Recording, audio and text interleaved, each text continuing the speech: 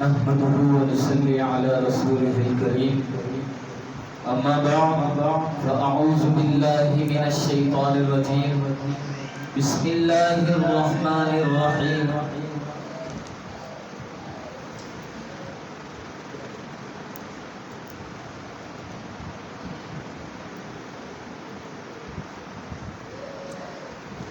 إنا نحن نزلنا الذكر وإنا له لحافظون وقال النبي صلى الله عليه وآله وسلم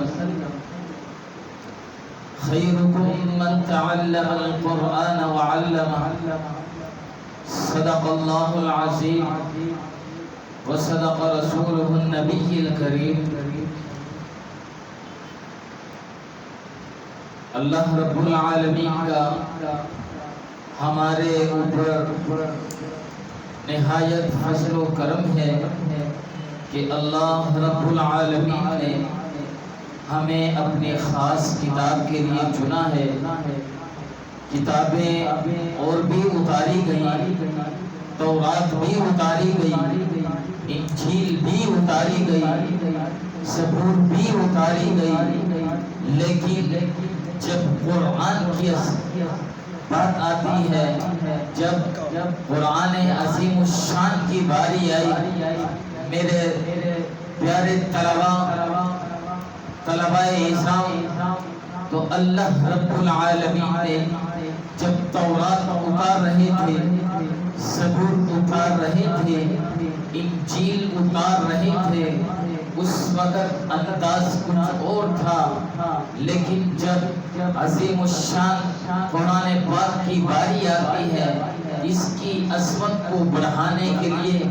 اس کی شان کو بڑھانے کے لیے، اس کی فضیلت کو بڑھانے کے لیے اللہ رب العالمین کا انداز ہی چینج ہو گیا۔ اللہ فرماتے ہیں اِنَّا نَحْنُ نَزَّلْنَا الذِّكْرَ وَإِنَّا لَهُ لَحَافِظُونَ، بے شک قرآن پاک کو اتارنے والی ذات اللہ فرماتے ہیں میری ذات ہے، میں نے ہی قرآن پاک کو اتارا ہے اور ہم ہی اس کی حفاظت کا ذمہ لیتے ہیں۔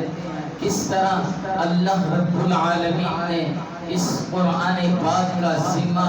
اپنے سپرد کیا اور اس کو پورا کر کے بھی دکھلایا۔ آپ معاشرے کے اندر دیکھ لیں، مساجد کے اندر، مدارس کے اندر، گھروں کے اندر، بچے، جوان، بوڑھے اللہ رب العالمین کے قرآن پاک کی تلاوت کرتے ہیں۔ سکول کی کتابیں، سکول کے صحیفے، ان کا اتنا مطالعہ نہیں کیا جاتا جتنا اللہ رب العالمین کے قرآن پاک کا کیا جاتا ہے۔ چھوٹے چھوٹے بچے، ننھے منھے بچے، نابالغ بچے، جن کو ابھی تک صحیح بولنا بھی نہیں آتا، لیکن اللہ رب العالمین ان کو قرآن پاک کا حافظ بنا دیتا۔ 6 7 سال کی عمر کا بچہ ہوتا ہے، آپ کے اندر بھی چھوٹے بچے بیٹھے ہیں، ان کو بھی اللہ رب العالمین نے قرآن کا حافظ بنایا۔ سب سے بہترین مخلوق، سب سے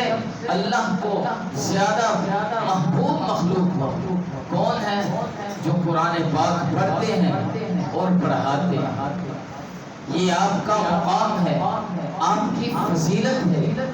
نورانی مخلوق جو ہے، اللہ رب العالمین جو فرشتوں کو پیدا کیا، وہ بھی قرآن کا طالب علم، قرآن پڑھنے والا، جب وہ چلتا ہے تو اس کے پاؤں کے نیچے اپنے نورانی پر بچھاتا ہے اور فخر محسوس کرتا ہے کہ میں آج بہت خوش ہوں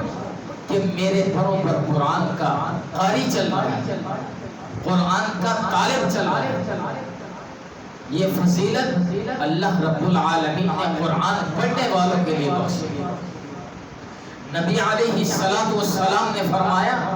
ان خیرکم من تعلم القرآن وعلمہ، کائنات میں بہترین مخلوق، سب سے افضل مخلوق پیسے والے لوگوں کو نہیں کہا، بنگلے بنانے والوں کے لیے نہیں کہا، زیادہ دولت جس کے پاس ہے اس کو نہیں کہا، بلکہ کس کو کہا؟ آپ حضرات کو کہا۔ یہ جو چٹائیوں پہ بیٹھنے والے گرمی کے اندر، سردی کے اندر،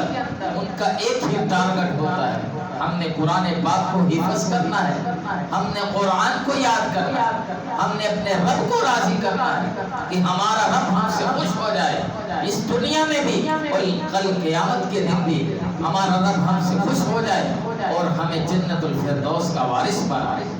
بہترین مخلوق، کامیاب مخلوق قرآن پڑھنے والے، قرآن پڑھنے والے۔ اس لیے ہم سب کو قرآن کے ساتھ محبت کرنی چاہیے، پیار کرنا چاہیے، اس کے ساتھ ہمیں ہماری لگن ہونی چاہیے، شوق کے ساتھ، ذوق کے ساتھ، پیار کے ساتھ، محبت کے ساتھ قرآن کو پڑھنا چاہیے، اور ہمیں اپنے آپ سے خوش ہونا چاہیے کہ اللہ تیرا ہمارے اوپر فضل ہے، کرم ہے، تو نے ہمیں اپنے خاص کتاب کے لیے چنا ہے۔ آج دنیا کی مثال لگا لو، اگر وزیر اعظم کسی انسان کو اس کا نام لے کر پکار لے کہ فلاں انسان سے مجھے بہت محبت ہے،